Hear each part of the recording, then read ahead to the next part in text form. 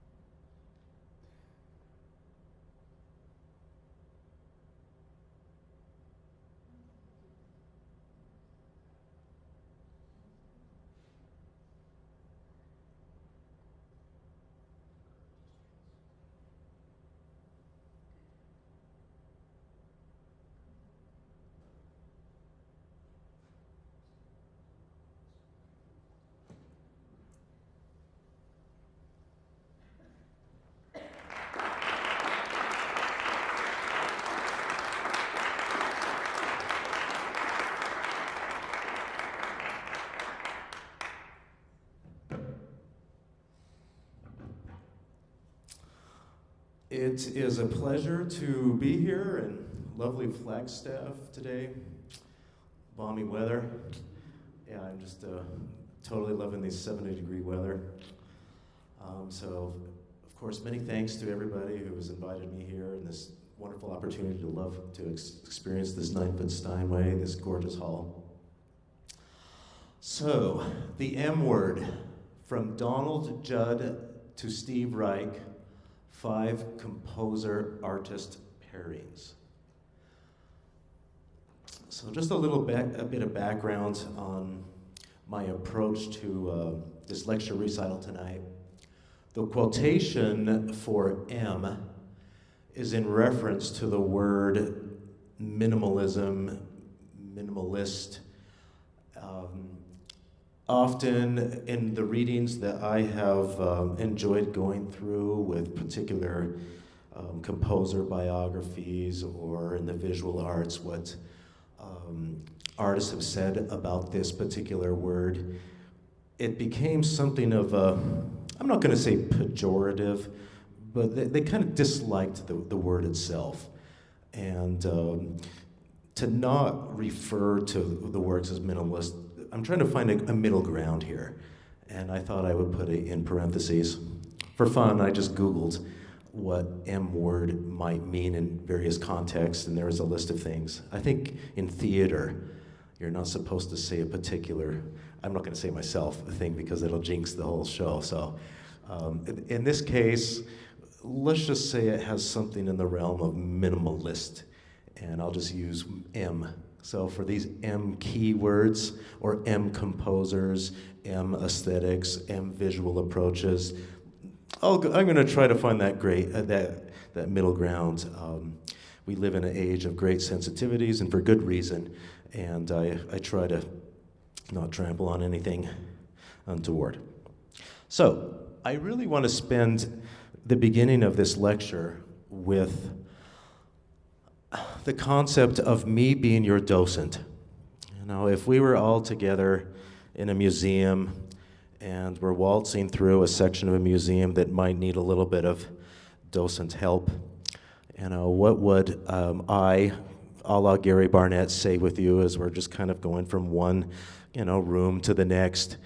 And I am certainly no great art critic, but I'm hoping that my approach is going to be as a discussion.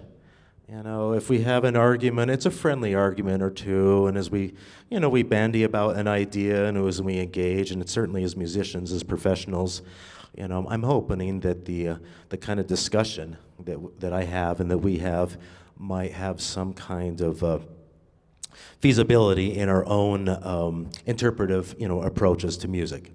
And of course, this is going to be piano music of these M composers. So there are certainly many to choose from. I chose from this list various, how should I say it, experiences that are very personal to me from museums that I have visited, mostly from where I live in the area of Los Angeles. But if I have a chance to visit New York or something like that, as I've read through these, these art books or talked with docents or various artists, especially with M artwork, the experience of being with the object, with the sculpture, with a plank against the wall, with a particular canvas, it needs to be in person in that space.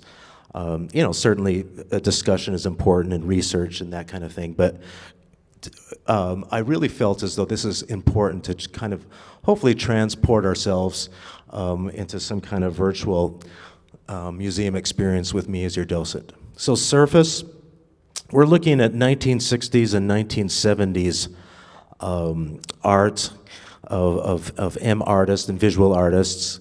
And all of this, I'm going to say, has connections or analogous to music, which we'll get to in a second. But I want to just focus a little bit on the visual arts.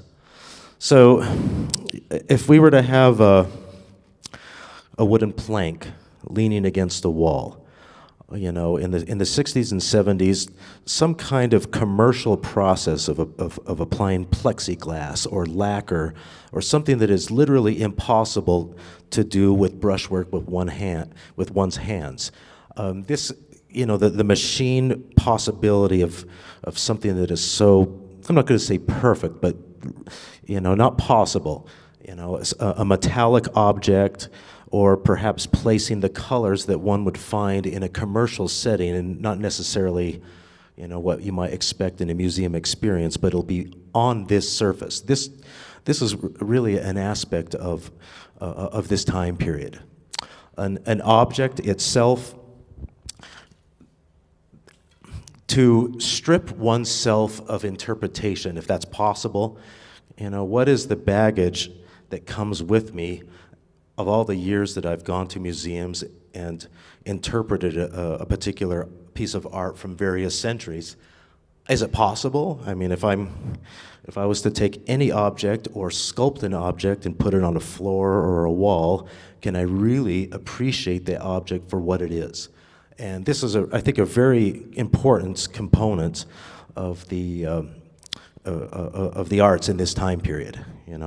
We look at artists like Donald Judd, and I've many times just, as we'll see in a few slides, the Huntington Library and museums, they have various works of Donald Judd. And it's a profound experience because somebody at some time needed to, I don't know if I'm going to use the word invent, but there's that firstness of somebody really exploring the concept of putting something on a floor, for example. All right, and so I'm looking at something on the floor, which in itself is very new, and then the object is the object. It's its objectness. If I'm looking at a box, it's a box. There's no interpretation of the box itself. I should not be looking at that box and thinking there's a story behind it. All right, so this is very important, I think, to consider in these M keywords. Size is important. So, as many of us have perhaps traveled to museums or outdoor sculpture gardens, etc. Speaking of a cube, the size of this cube in relation to your physical body, and that physical property of me being in contact with it, the way I can walk around the object. I can imagine the weight of the object. It might be several tons. There might be two objects on top of each other. It's the power of seeing an object with this newness of the 60s and 70s. I think to myself, whenever I go to a city center like Los Angeles, New York, how many times have I seen some kind of an object that I think pays a nod to this? All right, I see a plexiglass object of a cube or a square or some kind of a circular object in a city center with a fountain. And, if it's possible, well, certainly that's part of the discussion. The physicality. So, again, this is another very important aspect. When I was enjoying reading a lot of the works of Donald Judd. We'll talk about. He was very much a writer as much as he was an artist. And when I was reading, it was interesting how he would think about what a space is. That a space, in context of what he was doing, could not exist unless I was thinking about the space and then the way I would put objects in the space. And he felt kind of disgruntled that so many architectural wonders of our time are not wonders at all because these architects were not thinking about this. You have to be thinking about the space. If I'm in this room and I place an object or think about placing an object and then another object next to it and the angles, not to mention if these objects have certain color or whatnot later on, that is a very important part of this this time period, this aesthetic, which I think segues naturally to this concept of there-ness. So I go back to Donald Judd. He felt that eventually that the space that he was working in or other artists were working in needed to be the space where you went to appreciate the work of art. So like in Texas, Marfa, Texas, if I'm working in this warehouse here or this room, and I've spent all my time in this room, it's not going to make sense for me to take these objects, ship them to New York City, put them into a museum there because it's not the same thing. All right, so we just need to go to Texas. I think you might get the idea from there. The materials themselves. All right, so I mentioned a little bit about that in space. Again, I don't want to wax too poetic here. I have more slides to talk about. Let's keep going. So in hopefully tying together in this interdisciplinary approach, music making, composition, and these artists, I thought maybe an underlying current might be a concept of a pivot. In musical composition, in a tonal piece, a pivot or a pivot chord, we're looking at perhaps a tonal piece and then it modulates and there's that one moment that is very integral in deciding how one thing is in the past and one thing is in the future. All right, and there might be some blurriness or a segue, or it might be something very pronounced. And so I thought this might be kind of a, forgive the pun here, a way of looking at how artists in their own lives, as well as composers in their own lives, might be analogous to that. So we'll look at a composer like John Adams. Here he was in Massachusetts in the East Coast. He was studying for in Harvard in a way that most students would, and then he found himself just totally at odds with what he was studying and then the music that he wanted to write. And then suddenly one fine day it's just there's no turning back. So as we look at various quotes that I've chosen from these composers, I want to use that as a way of kind of having a trajectory of their work. Because certainly an artist or a composer who is now, in a later part of their career, do they have to be writing the same way they were in their 20s or in their 30s, even if that's what they're famous for? Well, I hope not. And they hope not too, right? But, you never know. There might be a nod to that particular past of their careers, and they do that. All right, there is one thing I do want to make mention of. Often enough, abstract expressionism, analogous with music making, we would be looking at the New York School, John Cage, Morton Feldman, Earl Brown, and while these composers we're going to talk about tonight knew them, they're cognizant of their style, and even in their studies in school, they would be writing in that vein, they were deliberately, very often, it's a rejection. We're not abstract expression. We're M composers, right? So I'm going to say that in the visual arts, there's a little bit of that too. So I realize that this concept of appearing, it's arbitrary. I think anybody going to a museum, if they had a favorite, M artist, they might, if they wanted to follow this approach of appearing, they could certainly do that. So silhouette, and I've noticed, I didn't really think about this, but the artists are all now passed away, but the composers are still alive. So I don't have all day, but biographically and these kinds of things, I'll let us kind of look into that. I just want to focus on some of these key moments of their art, quotes, and make some analogous connections to the piano works I'm going to play. And hopefully that won't be too much of a stretch here. So I've chosen, actually let's start from the bottom here. Our own Dr. Bruce Ryprick from Northern Arizona University and our composition faculty that I'll play. I couldn't help but choosing John McCracken. Among the many things he's famous for are planks that are leaning against walls. When we think of origin stories or the mythos of how this might have been created, he himself talks about it. One fine day he was in his studio and then there's this plank against the wall and it's like, wait a minute. What's going on here? And we'd look at an origin story of Donald Judd and how he was in a space and he noticed that there was like a piece of wood on a floor at a particular angle, and he never really noticed it for a while, but then he kind of started noticing it, and then he says like, wait a minute, what if I put a rock next to this plank? And he starts thinking about space, and he says, what if I put another rock next to that? And then, and the concept of putting something on the floor, I'm not going to be this sleuth that's going to say, if they say they invented it, are they really the inventors of it? But in their own writings, Donald Judd said that he's the man. He's the man who invented putting something on the floor, so I'm going to take his word on it. But again, this is a discussion. I know that there might be some folks out here in the art history and whatnot that might have a word or two to say about that, and we can have I'm not this great art historian, by the way. So anyways, let's keep moving. So let's begin with Silhouette. This comes from the Los Angeles LACMA, Los Angeles Contemporary Museum of Art. It's one of my favorite museums, and it still does have a lot of these icons of M artists. So what we're looking at here is a work of art that is a set of instructions. And the instructions are to meticulously paint on the wall itself black.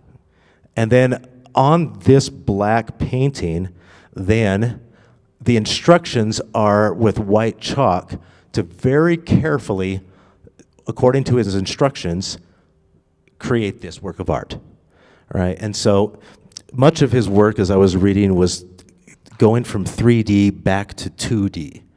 And this particular work is in both Massachusetts and California.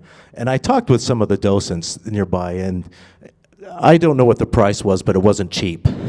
Okay, but yeah, I mean, even if some of us really wanted to, buy one of these works of art and paint it here in this lovely concert hall, you get the idea, right? But again, this is one of the origin stories of how with graphite pencil on a wall, chalk, paint, and then notice the size and the physicality of it. Again, we have to be there together. If I was your docent and we were walking from one room to the next in LACMA, what could be a thing I could say? Perhaps a quote.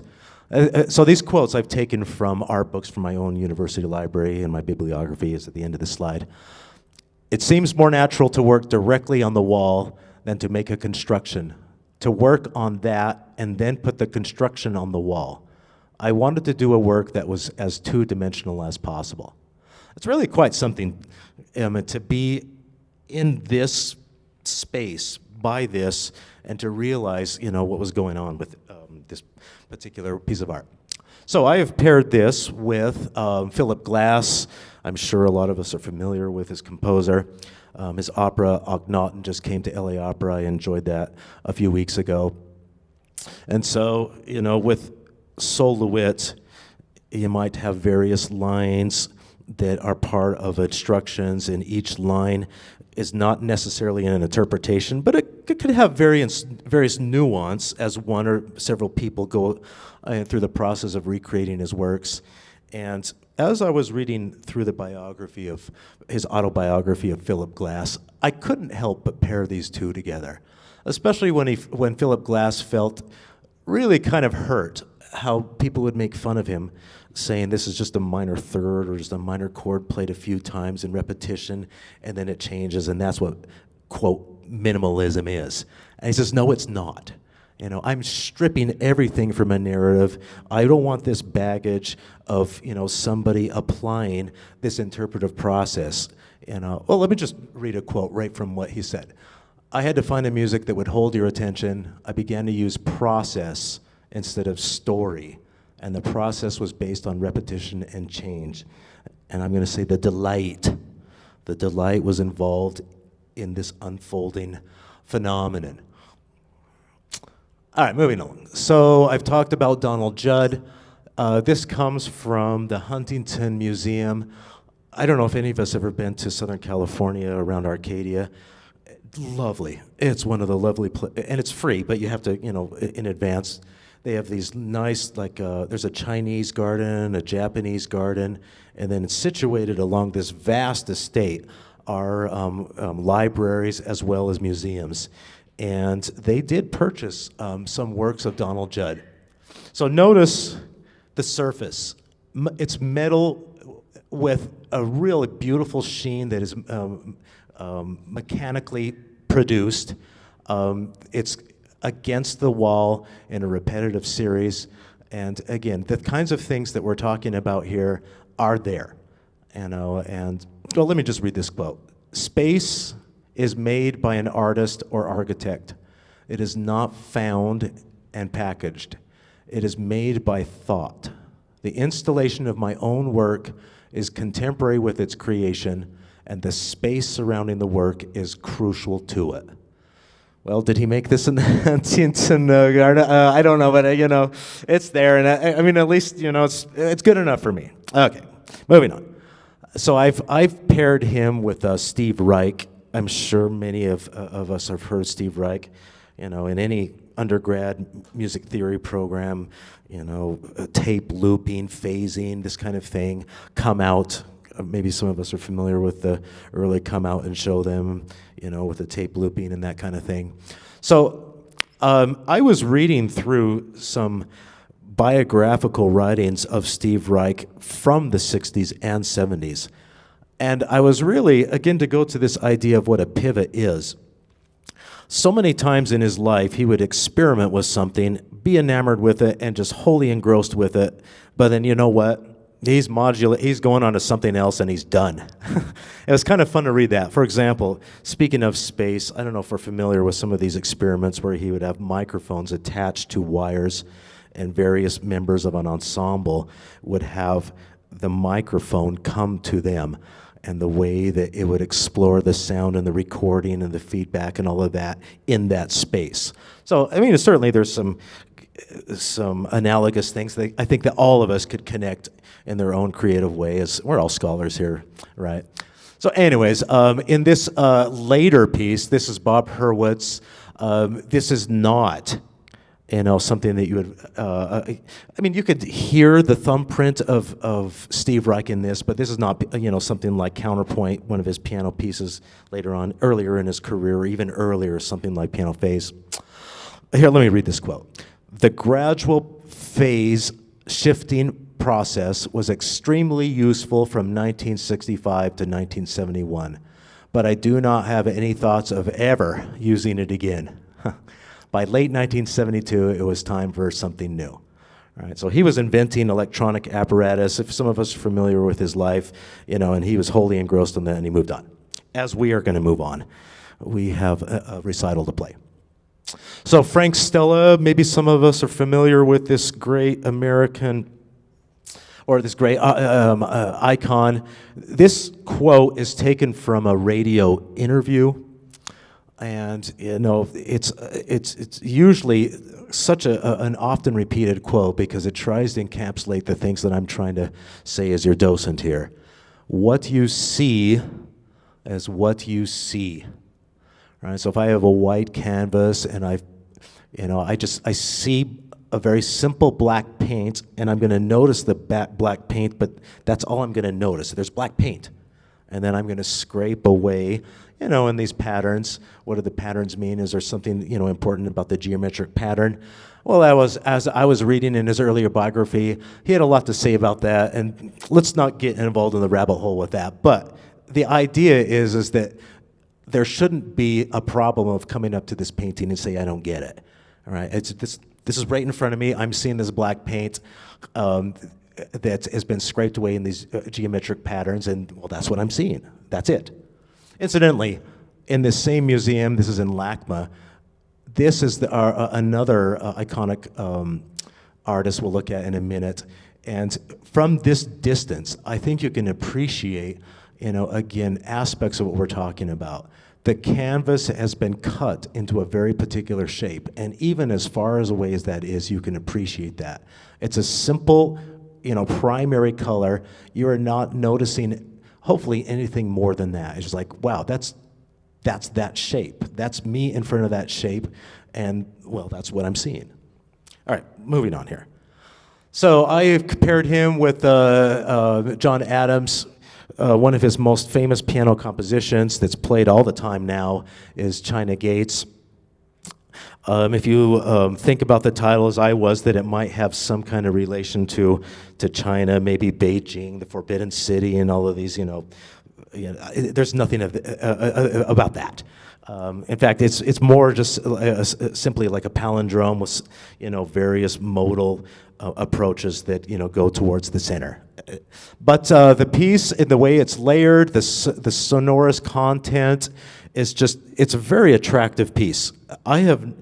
It's very rare that I've ever found, a piano teacher. I've taken some piano lessons with this before with other teachers or other piano students, and there doesn't seem to be much more than praise. There's the layering of repetitive materials and process that is involved.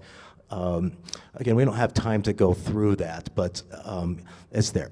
So anyways, as I was mentioning earlier, there was this dichotomy in his life, this pivot. It's like, I don't know how I can keep studying about serialism when I'm going into my dorm room and listening to rock music, and that's what I want to do. All right, and so eventually, well, let's just read it. Right from 1967, I knew that I was leading a double life and that it was dishonest. All right, moving on. So this is that same painting that we saw from afar, Ellsworth Kelly. So This is a really famous painter that maybe a lot of us are familiar with. Spent a great portion of his life in Paris, figurative painting, all of the old masters. So he certainly, was well schooled, right? But again, that one fine day in his studies and the kinds of things that really influenced him, this is the vein that he started following. In 1949, I ceased figurative painting and began works that were object-oriented. I wanted to eliminate the I made this from my work.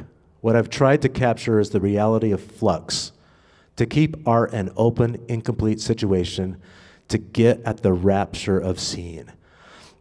I think it's taken me some time and many years, but I feel as though sometimes I have been able to just strip myself of this baggage and be able to come to this object and see the object as the object and not have to interpret this thing. This is not a Monet, this is not, Caspar Friedrich, with these incredible stories of this romantic figure looking into a sunset. And, at least I've felt, a little bit of the spirit of this, and I'm hoping that can be imbued in the recital I'm going to play in just a minute. So I have paired him with none other than the great American icon, Terry Riley, famous for his In-C. At the school that I teach at, it's something of a ritual now. Every year we get together. There's these little fragments, these little incipits, and people, they come in at various layers, various instruments, and it's a lot of fun. I enjoy doing that every year, but certainly, again, he's pivoted to many things in his life. I enjoyed reading a monograph of Augsburger where he details that he really did a lot of playing. In New York City, 8-9 hour stretches every single day, playing in various clubs, bars. He is nobody's fool. So as far as jazz classics or rich exploration of materials, all throughout the 20th century and the 21st century, it's there. In fact, I had a little fun here. This is almost, I'm going to say, someone in the little seminar today pointed out it's not exactly a perfect octonic scale, but, an octonic scale mostly, between two, half step apart, right? And if you were to think of the material that you would normally encounter in a work of Steve Reich or even Riley in his early days, certainly that's not going to be there at that time, but obviously later on. And he has a very colorful life. If you have a chance to read about his life, goodness, you want to describe van life, the freedom of going through the country and staying here, and I won't go into details, but yeah, well, maybe this quote might say a little bit about that. I believe that music, shamanism, and magic are all connected. All right, moving on. So I needed a quote for Dr. Bruce Ryperick, and I wanted to wait until I played his piece for him, talked about the piece, its construction, its materials, influences, and after a few days here, Dr. Ryperick has provided me with a quote that I would like to read. This is from a poet, Mary Oliver, and it is entitled Wild Geese. I won't read the whole poem, but I'm going to read just an excerpt of it. Meanwhile, the wild geese, high in the clean blue air, are heading home again. Whoever you are, no matter how lonely, the world offers itself to your imagination, calls to you like the wild geese, harsh and exciting, over and over announcing your place in the family of things. So, from what I gather of my discussions with Dr. Ryperick, it was written when he was in a more rural part of Pennsylvania, near a lake, and clockwork, 9:15 every single day, geese would fly over the lake by the place he was living. Are there honking geese in the piece? No. Is there of actual, imagery of a moon in the piece? No. But the ambiance, I'm going to say, is there, and certainly the spirit of the title in that is there. So, in my pairing with the artist I'll show in just a second, John McCracken. one point of his career, he was really involved with planks. And again, this is at LACMA. And if you look at the surface, it's just this beautiful, gorgeous, it's not plexiglass, it is something created by machine. The way it's secured against the wall, the angle. We need to be physically by this thing to look around it, underneath it. What is the relationship of my body to it, right? And then if you go back in time to the lore of when it was first created, oh, let's read this. The planks for quite some time did puzzle me. What the heck am I doing making these things that lean against the wall? Either I'm crazy or I have a good idea. You may or may not understand it, and somebody else may understand it more than or better than you. But over time, I did achieve a feeling of understanding for the work.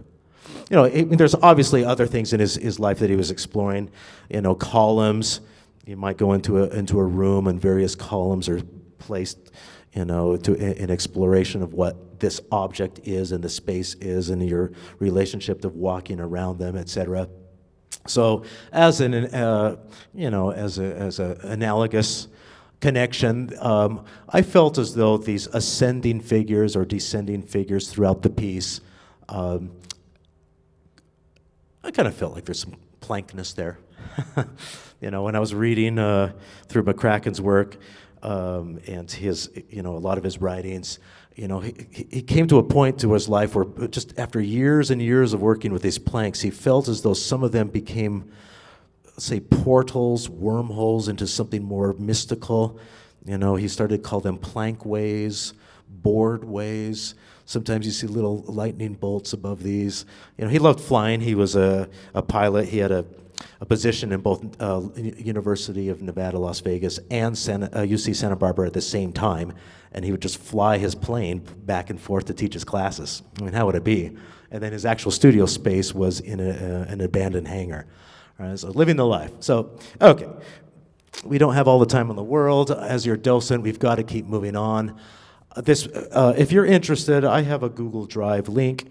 You could see various museums that I visited, and I think maybe analogous M-art out there. These are books taken mostly from my library at the University of California, Riverside, where I teach, and I certainly enjoy and have enjoyed going through them.